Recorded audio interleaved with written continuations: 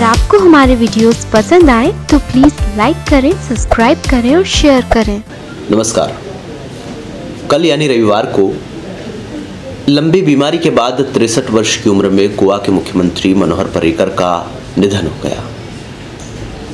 एक ऐसे राजनेता जिसने हमेशा राजनीति में मूल्यों को महत्व देने की कोशिश की, जो हमेशा राजनीति में अलग स्तर के मानक गढ़ने के लिए प्रतिबद्ध रहे और जिनकी प्राथमिकताओं में हमेशा अपना राज्य और राज्य के नागरिक हुआ करते थे। ऐसे नेता का जब निधन हुआ तो गोवा राज्य सहित पूरे देश में उनके चाहने वालों और पसंद करने वालों में एक शोक की लहर दौड़ गई। गोवा के मुख्यमंत्री मनोहर पर्रिकर का जिक्र यहाँ इसलिए भी किया जाना ज़रूरी है क्योंकि आमतौर पर राजनीति में हम जिस तरह के नेताओं से रोज़ाना मुखातिब होते हैं, रोज़ाना देखते हैं, रोज़ाना मिलते हैं, ऐसे में एक ऐसे राजनेता जिन्होंने कभी भी अपने राजनीतिक प्रभाव का इस्तेमाल नहीं किया, जिनके लिए हमेशा अपना राज्य, अपनी जनता और अपने राज्य की सुविधाएं प्रमुखता पर रही, जिन्होंने कई बड़े पदों को सिर्फ इसलिए ठुकराया क्योंकि राज्य में रहकर वे वहाँ की सत्ता में रहकर वहाँ के लोगों की सेवा करना चाहते थे, ऐसे नेता अब शायद ही कहीं देखने को मिले। गोवा के मुख्यमंत्री 4 बार रहे मनोहर पर्रिकर और इन चारों ही बार जब उन्होंने मुख्यमंत्री पद की शपथ ली तो हमेशा अपने राज्य को आगे ले जाने के लिए एक नया संकल्प भी लिया। मनोहर पर्रिकर का गोवा का मुख्यमंत्री होना इसलिए भी कामयाब रहा क्योंकि चाहे विपक्ष के नेता हों या उनकी अपनी ही पार्टी के नेता हों, उनकी छवि के चलते, उनके व्यवहार के चलते दोनों ही दल उन्हें बड़ा पसंद करते थे। इसके अतिरिक्त राज्य में मनोहर पर्रिकर की लोकप्रियता क्यों थी और राज्य के लोग मनोहर पर्रिकर को क्यों पसंद करते थे, जब इसके कारण हम टटोलने जाते हैं तो इस साफ तौर पर दिखता है जिस तरह की साधारण छवि को लिए हुए वे अपना कामकाज करते थे, आम व्यक्ति भी अपने आप को उनसे जोड़ सकता था। हमेशा कभी बच्चों के बीच, कभी राज्य के आम नागरिकों के बीच, कभी अधिकारियों के बीच मुख्यमंत्री मनोहर पर्रिकर जब पहुंचते थे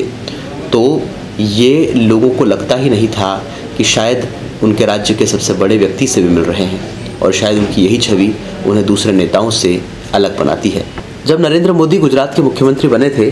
तब उन्हें प्रधानमंत्री के दावेदार के रूप में कई बार पर्रिकर ने सामने लाने का प्रयास किया था और उसी समय दोनों के संबंध काफ़ी प्रगाढ़ हुए थे। साल 2014 में जब प्रचंड बहुमत के साथ भाजपा सत्ता में आई तो नरेंद्र मोदी को पहला नाम मनोहर पर्रिकर का याद आया और उन्होंने कहा कि आपको केंद्र की राजनीति में आना होगा।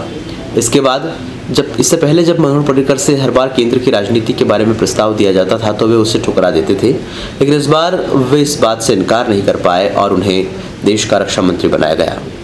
मनोहर पर्रिकर ने कभी जातिगत राजनीति की तरफ ध्यान नहीं दिया।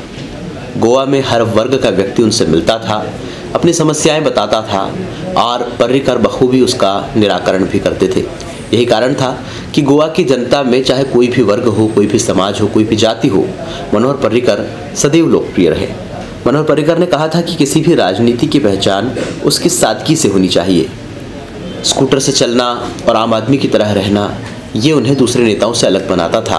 और यही राजनीति में उनकी सबसे बड़ी ताकत भी थी। जब कभी मौका मिलता तो फुटबॉल के मैदान में खिलाड़ियों के साथ, युवाओं के साथ, बच्चों के साथ फुटबॉल खेलने निकल जाते थे। साइकिल का शौक़ रखते थे, इसलिए अक्सर अपने छोटे मोटे काम साइकिल से निपटाने के लिए साइकिल से चला करते थे, साइकिल चलाया करते थे। लोगों को जागरूक करने के लिए कि वे हेलमेट पहने, स्कूटर चलाना जो है उन्होंने मुनासिब समझा, स्कूटर चलाना उनका शौक़ भी रहा और अक्सर स्कूटर पर मुख्यमंत्री को लोगों ने वहाँ देखा है और शायद यही उनका साधारण सा गुण था जो उन्हें एक असाधारण व्यक्ति भी बनाता है। एक किस्सा बड़ा मशहूर है मनोहर पर्रिकर जी का कि यातायात जागरूकता सप्ताह के तहत लोगों को जागरूक कैसे किया जाए। ये किस्सा सोशल मीडिया पर खूब प्रचलित हुआ और कई लोग मानते हैं कि ये एक सत्य घटना है जिसे बाद में सोशल मीडिया पर मनोहर पर्रिकर जी या उनकी टीम के द्वारा साझा किया गया। तो यातायात जागरूकता सप्ताह था और लोगों को जागरूक करने के लिए सरकार तरह तरह की कवायदें कर रही थी, अभियान चला रही थी। इसी अभियान के तहत एक दिन हुआ यूँ कि एक सड़क पर एक बुजुर्ग से व्यक्ति या 60 वर्षीय व्यक्ति अपना हेलमेट पहने स्कूटर चलाते हुए जा रहे थे, तभी सामने से उलट साइड से एक युवक भी अपनी गाड़ी लेकर आ रहा था। दोनों का सामना हुआ और दोनों की गाड़ियां टकराते टकराते बची। इसके बाद जब स्कूटर चालक ने और उस युवक ने, दोनों ने गाड़ियां रोकी तो युवक स्कूटर चालक को भला बुरा कहने लगा और अपनी गाड़ी से उतरकर उनके सामने चिल्लाने लगा। इस पर बुजुर्ग ने कहा कि मैं तो सही तरफ से जा रहा था, लेकिन आप ही गलत तरीके से आ रहे थे और शायद इस कारण से टक्कर होते हुए बची। इस पर युवक और भड़क गया और युवक ने कहा कि आप जानते नहीं हैं मेरे पिता कौन हैं। इसके बाद जब उस व्यक्ति ने, जो स्कूटर चला रहे थे, उन्होंने अपना हेलमेट उतारा और युवक को अपना परिचय देते हुए कहा कि मैं गोवा यानी इस राज्य का मुख्यमंत्री हूँ, तब युवक को थोड़ी शर्मिंदगी महसूस हुई और उन्होंने उनसे माफ़ी मांगी। तो अपने राज्य को आगे ले जाने के लिए, अपने लोगों को जागरूक करने के लिए और सही बातों को समझाने के लिए यदि किसी मुख्यमंत्री को स्कूटर तक पे निकलना पड़े, तब हम ये मान सकते हैं कि शायद राजनीति में ऐसे नेताओं की ज़रूरत है। ये किस्सा चाहे सच्चा हो या झूठा, लेकिन एक शिक्षा ज़रूर देता है, एक संदेश ज़रूर देता है कि हमें लोगों को अपने जैसा बनाने के लिए पहले उनके स्तर पर आना ज़रूरी है, उनके स्तर पर पहुंचना ज़रूरी है। जब हम लोगों के बराबर आकर उनकी समस्याओं को समझने का, देखने का प्रयास करेंगे, तभी शायद उन्हें अच्छे तरीके से दूर कर सकें। संघ की राजनीति में रहे, संघ के प्रचारक रहे, शिक्षक रहे और जब भाजपा में आए तब तटीय राज्यों में भाजपा को मजबूत करने के लिए हमेशा मनोहर पर्रिकर जुटे रहे। गोवा राज्य में भाजपा की सरकार लाने में और लगातार भाजपा के हाथों में गोवा राज्य को रखने में मनोहर पर्रिकर का सबसे बड़ा योगदान माना जाता है। यही कारण है कि हाल ही में जब 2017 में एक बार फिर वे मुख्यमंत्री बने, तब राज्य में हालात ऐसे थे कि कांग्रेस आसानी से अपनी सरकार बना सकती थी, लेकिन उस समय भी 1-2 सीटों के ऊंच नीच के चलते कुछ विधायकों ने भाजपा को समर्थन दिया और ये समर्थन सिर्फ इसलिए दिया गया क्योंकि वे विधायक भी चाहते थे कि पर्रिकर राज्य के मुख्यमंत्री बने रहे।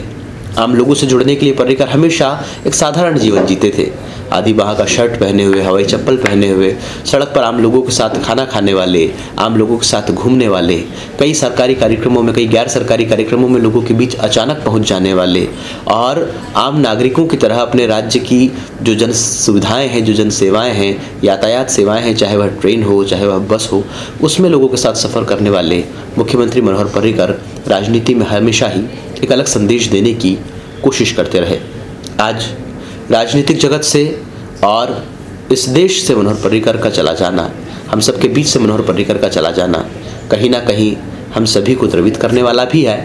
और साथ ही ये बताने वाला है कि आज देश को यदि राजनेताओं की ज़रूरत है, जनप्रतिनिधियों की ज़रूरत है, तो वे जनप्रतिनिधि मनोहर पर्रिकर जैसे होने चाहिए। टैलेंटेड इंडिया की तरफ से गोवा के मुख्यमंत्री रहे और देश के पूर्व रक्षा मंत्री मनोहर पर्रिकर को हम श्रद्धांजलि देते हैं। नमस्कार।